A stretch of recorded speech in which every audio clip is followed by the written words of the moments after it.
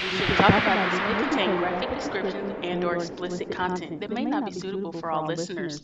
Listener discretion is advised.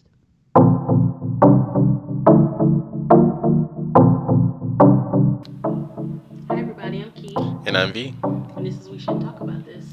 Hello to you, Key. Hello to you, V. How are you doing today? I am doing all right. How about you? I'm doing Fairtale Millland. Okay. Okay. I think that's how that goes. All right. I'm just gonna take your word for it. Okay. So, I have a question for you. Yeah, okay. Did you know that seeds, also known as stones, pits, or kernels, of stone fruits like apricots, cherries, plums, peaches, contain a compound called amygdalin, amygdalin, which breaks down into hydrogen cyanide when it's ingested? I did not know that. I also did not know that such big words existed in the same connection with each other. Yes. And hydrogen cyanide is definitely a poison. Okay. So, in large quantities, you can get like 8,000 cherry pits and grind them up and poison somebody. 8000. I mean, that was just a guess. Oh, okay. I thought that I'm was not a a definitive number. scientist. I am a psychotherapist. Got you. Okay. Yeah, so that was just my roundabout number. Isn't it strange that psychic and science have that psi sound, but they're spelled way differently? That is interesting. Yes. Why don't we spell science with P-S-A-Y, P-S-Y? Why is Kansas and Arkansas pronounced differently? Why isn't it Arkansas or Checkmate. Kansas? I don't know. Well, while you ponder this, let me tell you a story. All right. I would love to hear it. So, I guess we're gonna get into this since I've posed that question of the cherry pits, peach pits. Like, don't try that at home, people. Don't try that at home. But today, what we shouldn't talk about are poisoning deaths. Poisoning deaths. The leading cause of poisoning. Is death? Um, I don't know if that came out right. I don't think so. So, let's get into it. Gather around, children. Time for a tale of crime. Now, early on the morning of September 29th, 1982, a tragic medical mystery began with a sore throat and a runny nose. It was then that Mary Kellerman, a 12-year-old girl from Elk Grove Village, which is a suburb of Chicago, told her mother and father about her symptoms. They gave her one extra strength Tylenol capsule that, unbeknownst to them, was laced with the highly poisonous potassium cyanide. Mary was dead by 7 a.m. that same day. Wow. Also on that day, a 27-year-old postal worker named Adam Janis of Arlington Heights, Illinois, died of what was initially thought to be a massive heart attack, but turned out to be cyanide poisoning as well. Really? Yes. Now, his brother and sister-in-law, Stanley, who was 25, and Teresa, who was 19, of Lisle, Illinois, rushed to his home to console their loved ones. Both experienced throbbing headaches, which is not an uncommon response to a death in the family. It's a lot of stress when someone suddenly dies like that. So, both of them had headaches, and they each took a Tylenol extra strength capsule from the same bottle Adam had used earlier that day. Stanley died that day, and Teresa died 2 days later. Oh my gosh. That's awful. Over the next few days, 3 more sudden deaths occurred. 35-year-old Mary McFarland of Elmhurst, Illinois, 35-year-old Paula Prince of Chicago, and 27-year-old Mary Weiner of Winfield, Illinois. All of them, as it turns out, took Tylenol shortly before they died. Wow. I'm sensing a theme here. So am I. It was at this point, early October of 1982, that investigators made the connection between the poisoning deaths and Tylenol, the best-selling non-prescription pain reliever sold in the United States at that time. Now, someone had put cyanide inside the Tylenol capsules, put them back in the bottles, and randomly placed them on store shelves across the Chicago area. Now, the gelatin-based capsules were especially popular because they were slick and easy to swallow. Unfortunately, each victim had taken a Tylenol capsule laced with the least lethal dose of cyanide. Once the pills were confirmed as the culprit, extreme measures were taken to prevent people from taking Tylenol. Now, this was 1982. And you know, capsules are the ones they very, very rarely make them anymore. They're the kind of like the little soft, not soft, but kind of like malleable plastic ones you can pull apart. And so you can pull them apart and the medicine is in them, and then they just kind of like push back together. So they don't too much make those anymore, like unless it's something prescription maybe. Mm-hmm. But you know, you don't really see capsules too much anymore.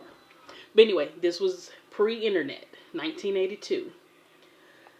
So because of that, suburban Chicago police drove along residential streets using bullhorns to warn people, do not take Tylenol. Man. Could you imagine? No, really, no. In some places, they went door to door with bags collecting bottles of Tylenol. Man. Announcements were made on school intercoms and on the evening TV news. As more than 140 police and FBI investigators hunted for the killer, Tylenol's parent company, Johnson & Johnson, did something unprecedented at the time. Now, it helped issue warnings and immediately recalled 31 million bottles of its product off shelves nationwide. 1 million? 31 million. 31 million. Yes, nationwide. Now, even though these were just cases striking around Chicago, they pulled them nationwide. Mm-hmm. Johnson & Johnson did that. So a family company. As we can see, like they are on it. Now, they also immediately cut all production and advertisements of Tylenol and advised the public not to take any medicine with acetaminophen in it. It cost the company an estimated $100 million. Now, you have your handy dandy conversion, $100 million in 1982. $100 million in 1982 to now would be $267,476,683. I don't think a company would do that in this day and age. No, that's a lot of profits to be lost, and a lot of money to be remade. I mean, they just cannot recoup that. That's crazy. So I think, this is why Johnson & Johnson did get a lot of praise, because they were willing to really put themselves on the line to make sure nobody else died. Now, the massive product recall, referred to it as the recall that started them all, continues to be held as an example of good corporate citizenship and public relations. Tainted capsules were discovered in early October in a few other grocery stores and drug stores in the Chicago area, but fortunately they had not yet been sold or consumed. That's good. But McNeil Consumer Products, a subsidiary of Johnson & Johnson, along with Johnson & Johnson, offered replacement capsules to those who turned in pills already purchased, and a reward for anyone with information leading to the apprehension of the individual or people involved in these random murders. The case continued to be confusing to the police, the drug maker, and the public at large. For example, Johnson & Johnson quickly established all the bottles came from different factories, but were only poisoning people in the Chicago area. So that meant that the cyanide lacing occurred after cases of Tylenol left the factory. Someone, police hypothesized, must have taken the bottles off the shelves of the local grocers and drugstores, laced the capsules with poison, and then returned the packaging to the shelves to be purchased by the unknowing victims. Which is weird. That's a lot of trouble to go through. Yeah, it is. To murder random people. Like, one man, James Lewis, claiming to be the Tylenol killer, wrote a ransom letter to Johnson & Johnson demanding $1 million in exchange for stopping the poisonings. Now, after a lengthy cat and mouse game, police and federal investigators determined that Lewis lived in New York and had no demonstrable links to the Chicago events. That said, he was charged with extortion and sent to 20 years in prison. Wow. Oh my gosh. I hope it was worth it, sir. Seriously. Idiot. I'm sorry. That's just a stupid reason to be in jail. That is. Like, I tried to extort a company over something that was happening that I had absolutely nothing to do with, and I got 20 years in jail. That's what he gets. So, he was released in 1995 after serving only 13 years. Now, before the 1982 crisis, Tylenol controlled more than 35% of the over-the-counter pain reliever market. Only a few weeks after the murders, that number plummeted to less than 8%. Dang. So they really took a hit. Even though they did everything they could, they really took a hit. The dire situation, both in terms of human life and business, made it imperative that Johnson & Johnson executives respond swiftly and authoritatively. Now, this is pretty much what happened. Johnson & Johnson developed a new product protection method and ironclad pledges to do better in protecting their consumers in the future. Working with the FDA officials, they introduced a new tamper-proof packaging, which included foil seals and other features that made it obvious to a consumer if foul play had transpired. That's good. So that is where these foils came from somebody poisoning capsules in 1982. Man, people had to die just for that to be a thing. I mean, I guess, they wanted to trust their customers. They didn't want to put that kind of stuff on there right at the gate. I mean, it's weird that it never, dawned on anybody that they could be tampered with. None of the manufacturers, Yeah. did they not? I guess they just didn't think people would do it. What would be the point? Right. So, the company also introduced price reductions and a new version of their pills called the caplet, which we are now familiar with, which is a tablet coated with slick, easy-to-swallow gelatin, but far harder to tamper with than the older capsules, which could be easily opened, laced with the contaminant, and placed back in the older, non-tamper-proof bottles. So that's what we have now, are the caplets. And in 1983, U.S. Congress passed what was called the Tylenol Bill, making it a federal offense to tamper with consumer products. Good. In 1989, the FDA established federal guidelines for manufacturers to make all such products tamper-proof. It still took 7 years for it to be a requirement to do this. Jeez. Now, sadly, the tragedies that resulted from the Tylenol poisonings can never be undone. But their deaths did inspire a series of important actions to make over-the-counter medication safer. Other copycat poisonings involving Tylenol and other over-the-counter medicines cropped up again in the 1980s and the early 90s, but these events were never as dramatic or as deadly as the 1982 Chicago area deaths. Now, conspiracy theories about the motives and suspects for all these heinous acts continue to swirl around the internet, and to this day, the perpetrator of these 7 murders have never been found. Wow. That is insane. That's Right. terrible. It is. I mean, I wonder, well, I was going to say, did they fingerprint the bottles? Because I highly doubt, you get it in a box. Mm-hmm. You open it, you throw the box away. You put the little bottle in your medicine cabinet. Maybe they did fingerprint it, but, being handled by the families. Yeah. They just couldn't come of anything. Yeah. But that's crazy. This is what it took for us to be safe now. Most, actually probably not most, I think all it said it was a requirement as of 1989, but that really wasn't. That was only like 30 years ago, 31 years ago. Yeah, yeah, that's crazy. Like I would have thought that was like something like the beginning of the 20th century, something that would have like been initiated by like wholesale medicine and stuff like that. Right. You would think that saying, "Hey, we don't want anyone to put something in this medicine," would be something like research and development would be wary of. Well, then again, though, I guess like it's kind of the same thing. Like back in the day, like for bottles of pop, there were little bottle caps. They were Mm. you pop them on, they can't ever go back on.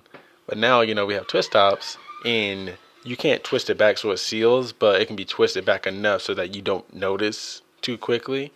But then like some things are like if these don't line up, do not use if these don't line up or something like that. Yeah. But yeah, so I guess medicine they were in kind of a category of their own with that kind of thing. Because I don't guess they would have big bottle caps for those, right? No, like just like the child proof, like the tamper proof, not tamper proof, the child proof Yeah, like the push bottles. down. Yeah, those Twist. are kind of recent, like from the 90s, I think. Mm-hmm. So it's like, did people not think about this? I don't know. It's I weird. guess I guess they have more trust in people in society. I guess so, because I surely wouldn't have trusted nobody. Yeah, and it led them down a dark path of lots of money and a couple of deaths that were stressful and Unnecessary and unnecessary. horrible. Like the youngest was a 12-year-old girl. That's And that's crazy. terrible. And Tylenol bounced back. Johnson and Johnson, they took the hit. Mm-hmm. They took it like a champ, but they bounced back, and now they're probably back to number one lead in the market. Oh yeah, I'm sure. Like I'm sure, because Yeah. Johnson. Well, no, Johnson and Johnson has their hands in a lot of products, but Tylenol specifically, like there's so many different variations of Tylenol. Like they really, and I think it was a lot to do with how well they reacted. Like they Right. didn't say, okay, well these came from different factories. Obviously, it wasn't us. Right. Yeah. Hands Exactly. are we're good. Right. Right. I do think that their response had a lot to do with them being able to come back and be stronger. Yeah. That's Kudos to you guys. true. Great job, Johnson Johnson, Tylenol sub headquarters. Keith, that's a very interesting case because the case I found was inspired by that case. Oh, Yeah. Would you look at that? would you look at that? Totally unexpected, but serendipity. Here we are. Here we are. So this is going to be in Washington State. Okay. So let's go back to the 70s. Well, wait a minute now. Was it inspired by my case? Because my case was in the 80s. Oh yeah, what's right case? I'll get that part. Oh, okay. Like the whole Oh, you're meat. setting the mood. Oh, okay. Yeah, Okay. yeah, like the whole meat and potatoes is the 70s. Paint a picture for me. Exactly. Yeah. All right. So Stella Nicole was born Stella Medine Stevenson in Colton, Oregon, to Alva Georgia Joe Duncan and George Stevenson, and grew up poor. By age 16, she was pregnant with her daughter Cynthia. Nicole then moved to Southern California, married, and had another daughter. She began to have various legal troubles, including a conviction for fraud in 1968, and a charge the following year for beating Cynthia with a curtain rod, Ooh. and a conviction for forgery in 1971. She served 6 months in jail for the fraud charge, and was ordered into counseling after the abuse charge. Now, she had a very rough patch, but she soon recovered herself with, the help of alcohol and with meeting Bruce Nicole in 1974. Bruce was a heavy equipment operator with a drinking habit, which suited Stella's lifestyle, and the two were married 2 years later. Wow. In the course of their 12-year marriage, Stella told Bruce to stop drinking as their joint drinking was making a dent in the family's bank account. Bruce said okay, and he just stopped drinking. He entered rehab and gave up drinking completely. All right, Bruce. Stella, Kudos. even though she told him to stop drinking, she hated that he stopped drinking. No. Like, for real. So she wanted that enabler Hmm. secretly. Like, she wanted to be like, no, don't do it. Do it. Yeah, exactly. And after he went to rehab, her bar visits were washed out and boring because of Bruce's sobriety. And Stella eventually cultivated a home aquarium as a new hobby. Okay. Wholesome. Now, Stella didn't have many friends, so she told a lot of stuff to her daughter Cynthia, her oldest daughter. And she told her daughter that she had a plan for something. She had a plan to get some money. Mm-hmm. And considering that she hated her husband, she's gonna try to find a way to get some money from a life insurance policy. But he doing so well. He is on the up and up. He's on the up and up, but he married a very terrible person, unfortunately. Obviously.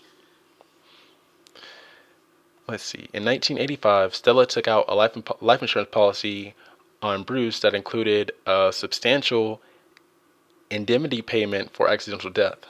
Mm-mm. The payment was Red flag. Always watch those accidental death clauses in yeah, your that life was insurance. very very like Now, V is the beneficiary of one of my life insurance policies. There is no accidental death clause in that. He gets paid very little, only enough to, Yes, to I grant don't. my wishes. So I don't benefit from Key's death whatsoever. Okay, guys. No. And but on her end of it, he works in heavy machinery. So an Well, accidental then it death, could be an accident. Like, yeah, okay, an okay. accidental death is possible. It's more likely. It's more likely. Yeah, okay. It's Okay, more I see. likely than if he was a janitor. Right. Yeah, if he was a custodial man, it's much less likely he was going to slip in a mop and go downstairs. Right. That wouldn't be good. So heavy machinery. Okay, so that's not as red flaggy now that you say that, but in any other instance, super red flag. On June 5th, 1986, the couple were living in Auburn, Washington, when Bruce Nicole, age 52, came home from work with a headache. Mm-mm. According to Stella, Bruce took 4 extra strength Excedrin capsules from a bottle in the house for his headache, and then collapsed a couple minutes later. Bruce shortly died thereafter at Harborview Medical Center, where treatment had failed to revive him, and his death was initially ruled to be by natural causes when attending physicians citing emphysema. So he was a smoker, possibly. So when they examined his body, the only thing they can get from that being a natural cause would be emphysema. Oh, okay. Okay. That's the only thing they can think of because he just died, but there was a distinct scent that was coming from inside of him that resembled Bitter almonds. mm-hmm, bitter almonds. So, to keep the trail off, well, actually, hold on. Okay, so all right. So wait a second. So Bruce died June 5th, and then on June 9th, a woman, Susan Snow, 40 years old, bank manager, took 2 extra strength Excedrin capsules for an early morning headache and died. Her husband took 2 capsules from the same bottle for his arthritis and left the house for work. At 6:30, the Susan's 15-year-old daughter found Susan collapsed on the floor of the bathroom, unresponsive with a faint pulse. Paramedics were called and transported her to Harborview Medical Center, but she later died the same day without regaining consciousness. Damn, Susan, I hate that. Yeah, so do you think that Susan had any connection with Stella and Bruce? No. She did not. She did not. During the autopsy of Susan, Assistant Medical Examiner Janet Miller detected the scent of bitter almonds, which is, of course, cyanide. Did you know that not everybody can smell it? I didn't know that. It's like a small percentage of people that can smell cyanide, and they probably were like super lucky that she was one of those people because it's a super small percentage. That's strange. It is. Huh. What? That should be like on like a doctor's thing. Like, can you smell bitter almonds? Right. Like, smell this paper right here. What does it smell like? Yeah. Nothing. Denied. Exactly. Just stamp it immediately. Okay, the odors associated with cyanide containing compound cannot be relied on as an adequate warning of hazardous concentrations. Between 20 and 40% of the population does not carry the gene to detect the odor of cyanide. Hmm.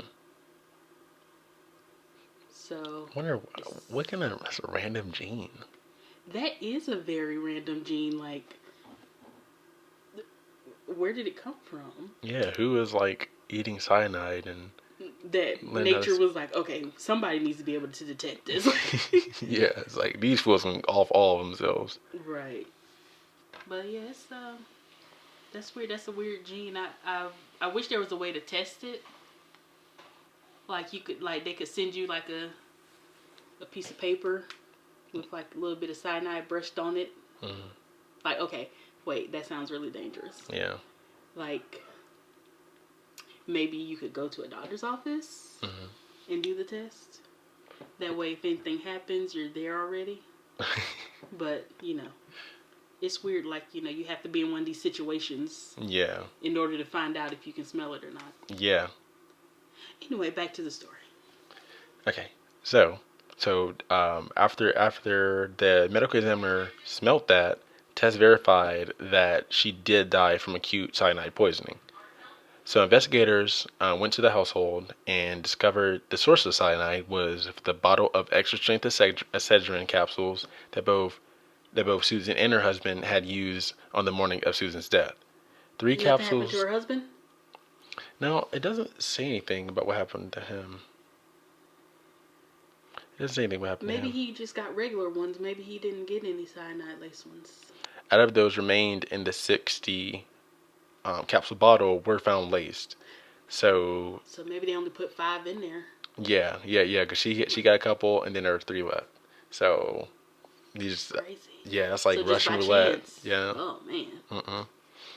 A murder by cyanide was sensational news in Washington when another tainted bottle from the same lot was found in a grocery store in nearby Kent, Washington. The manufacturers of Excedrin, Bristol Myers, responded to the discovery with a heavily publicized recall of all extra-strength Excedrin products in the Seattle, Washington area, and a group of drug companies came together to offer $300,000 for the reward, the capture of the person responsible.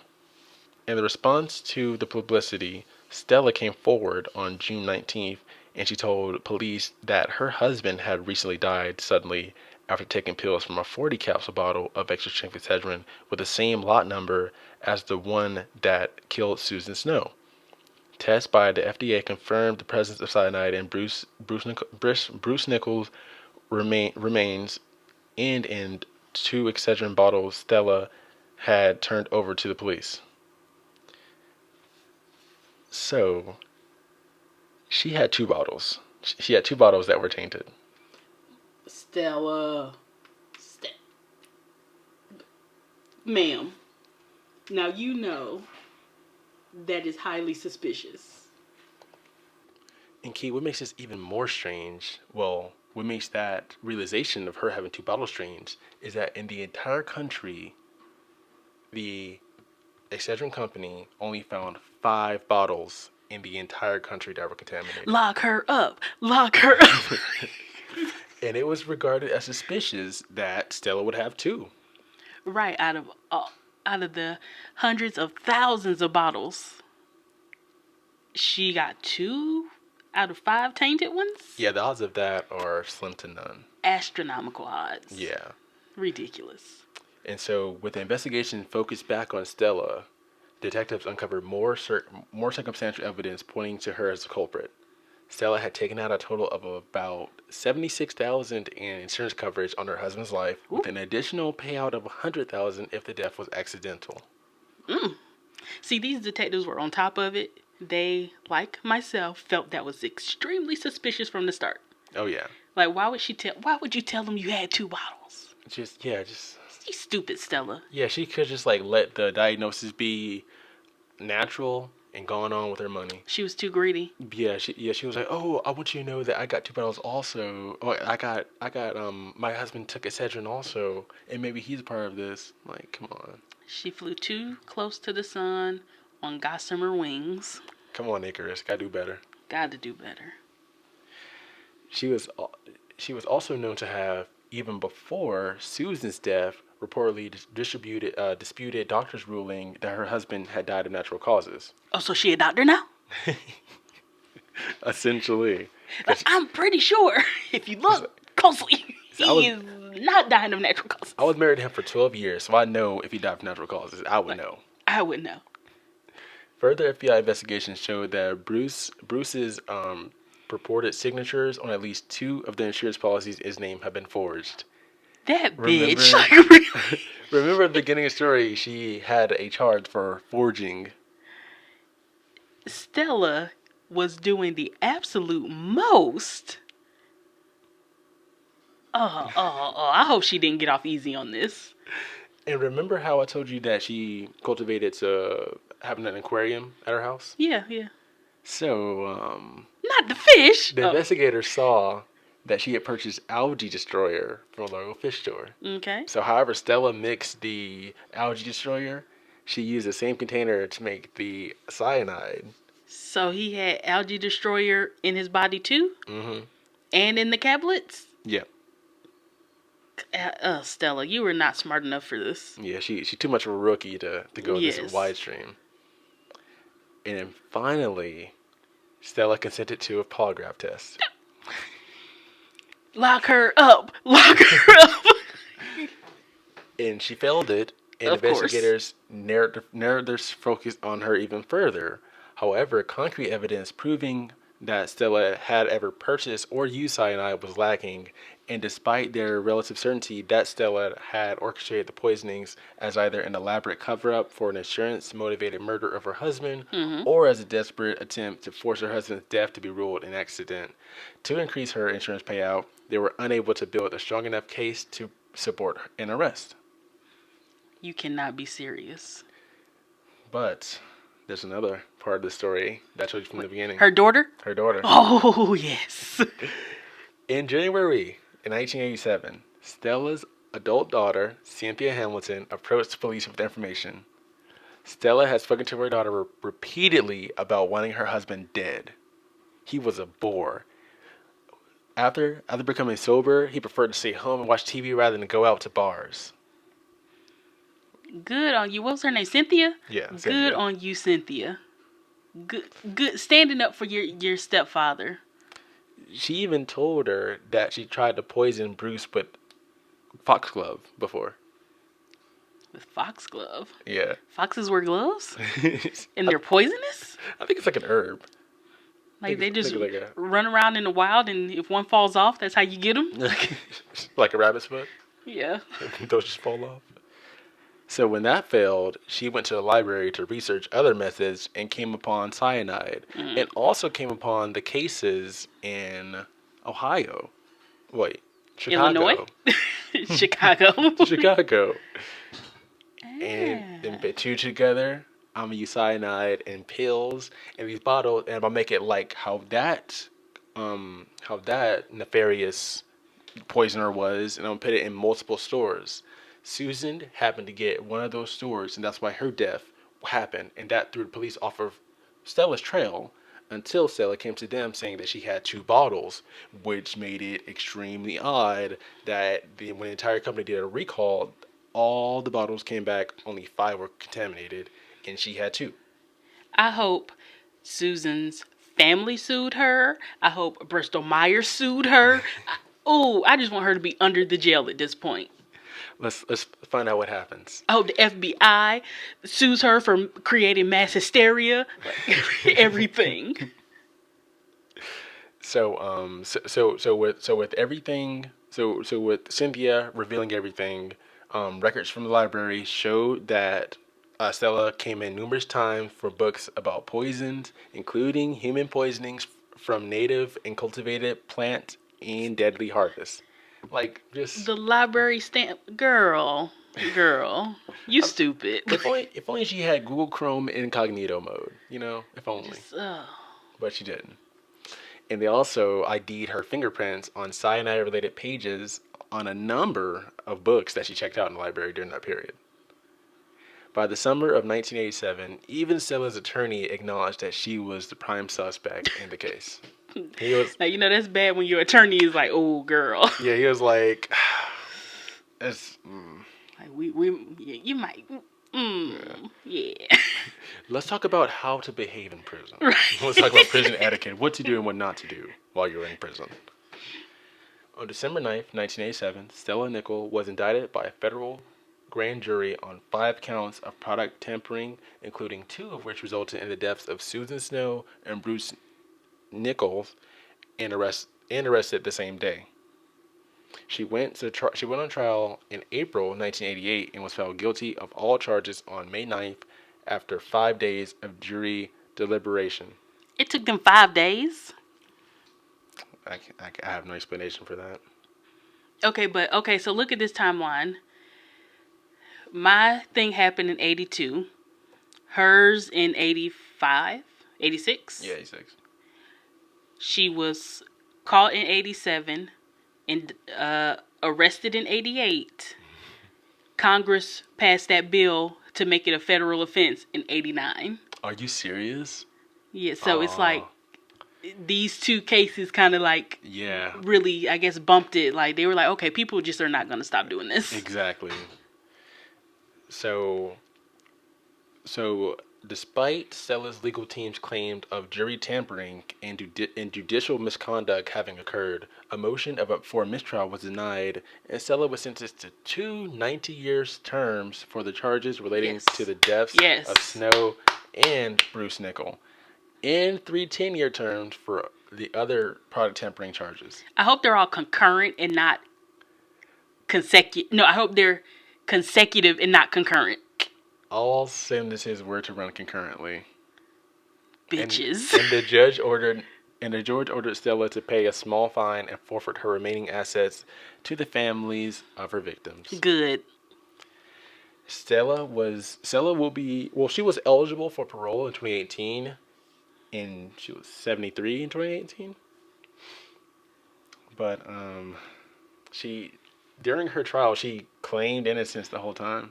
Like just kept saying I'm innocent. Like and they were not buying what she was selling. Good. And any appeal of tampering and misconduct was denied, of course. And like she she claimed that her daughter Cynthia lied to get that $300,000 reward. What? Yeah, that was previously placed. But well. But Cynthia eventually she did collect $250,000 of that money though. Cynthia did. I mean, if I get mad enough at Graham, she gonna go for $300,000. Crime Stoppers, I know who did this. Right, exactly. Man. I'm sorry, Mama, I put something on your books. Do you know the effects of cyanide poisoning? I heard they're very, very painful, but it's so quick. Like I guess like if they don't get medical help, it's really quick. But if not, they suffer a lot, I think. Yeah, like from a video I was watching, it's like you can still inhale, but you can't exhale. Whoa. Yeah, so it's like the cyanide traps everything in your lungs, and so you just suffocate on the inside. Oh, that's horrible. You can breathe in, but nothing can come out. It's crazy. Oh, that sounds torturous. Yeah, because so when you do that, you get dizzy, your heart rate goes faster, you may vomit, you can have a seizure, and of course lose consciousness, cardiac arrest, and then ultimately you die if nothing is done about your internals being just like clouded up. Oh man, it's crazy. That's a horrible way to go. Yeah, and for a woman to do that to her own husband of 12 years just because he was getting boring. Because she wanted him to stop drinking, and he did it. So for being a good husband, That was his reward. Yeah, the lesson here isn't not to listen to your spouse, but if you tell your spouse to stop doing something and you do it, you should stop together because otherwise one of you are going to suffer, whether that's out of, well, I don't have my drinking companion anymore, or, well, now I'm home and not drinking, but he or she is out drinking every night with their buddies. Say someone like no, like it's not almost going to win there. Yeah, yeah. She should have really been committed. I think she thought he wasn't gonna stop, and so that would have been her excuse to keep going because he wouldn't stop. Right. But then when he was like, "Okay, cool," She was like, "Oh, fiddlesticks." Now, fiddlesticks. now I have to do something by him. The stickiest of fiddles. Yeah. Well, That was yeah. like I'm mad at her. Oh, I'm yeah, glad she's still in jail. Yeah, she's a terrible woman. Terrible. Like the persons in my story, but I feel like mine was like one person. Like the person who tampered. Yeah, Oh. I feel like that was one person, because those Yeah. places were not super far. They were all like suburbs of Chicago, so they were in driving distance. Mhm. So I feel like it was one person, maybe bought like a whole bunch of bottles, did it, and then just drove to random stores and was like, "Oh, I'm browsing." Whoop, put it up there. Yeah, Oh, like, whoop, put it up there. and it's so crazy because like, so I can see how a woman can do it because they'll have a purse and you're not gonna check their purse when you come in the store, so you Right. can just go in there and just like pop it on the shelf. But I don't know how a man would do it unless Cargo they had pants. cargo pants. Yes. Yeah, you have that Lots of ready. cargo pockets. Bend down, tie your shoe, grab one out the bottom cargo, pop it on there. Yeah. Okay. Fair enough. Yeah. Yeah. I mean, the pockets are already bulky looking. Yeah. So, When nothing's inside them, they're bulky. and then capsules are not as loud as caplets because they're not hard. So they wouldn't be like, how pill bottles make a lot of noise. Yeah. Yeah, they wouldn't be making a whole bunch of noise. Mm-mm. So, yeah. Man, terrible time in the 80s for headache medicine. Right. But they both bounced back, Bristol Myers and Tylenol. They did. Yeah. Only one of our suspects got caught, though, unfortunately. Yeah. This is one of those cases where it's like, who I want to know the answer to. Like, if I could know the answer to like a certain number of cases, this would be on the list. Like, okay, who did the Tylenol murders? Yeah. And how? Yeah. And why? Why? What was your motive? What was your motive? So, to bring this back on a higher note. Yes. As everyone may know, depending on when you're listening to this, we are still under a quarantine here in the U.S. So, Yes, we are. my quarantine diet for the last 2 days has consisted of half a wheel of brie and bootleg Triscuits. Triscuits. Yeah. And like not a small wheel, like the super big wheel. Like I've eaten half of it with the box of Triscuits, like over 2 days. Really? Yeah. So good though. Oh, so good. Well, I have been eating nothing but frozen food, so I probably have a lot of sodium in me. But I've been exercising a lot. That's good. That's good. Yeah. So. Coming out quarantine strong. Yeah, coming out with a quarantine bod. You gonna have a 5-pack? Negative weight. Yeah. A 4 and 6 quarters pack. All right now. 6 quarters, okay. That's a lot of quarters. I stand by what I said. Okay, stand on it. Well, so we have talked about poisonings. It was quite a roller coaster of emotions. Absolutely. And we talked about eating brie and exercising. Mm-hmm. I mean, I'm doing one and V's doing the other. Yeah. Yeah. But I have stairs in my house, so that should count. Yes. She got the stepmaster built in the house. Yes. Come on, guys. So, with that being said, I'm Key. And I'm V. And this is We Shouldn't Talk About This. Thanks for listening. Bye.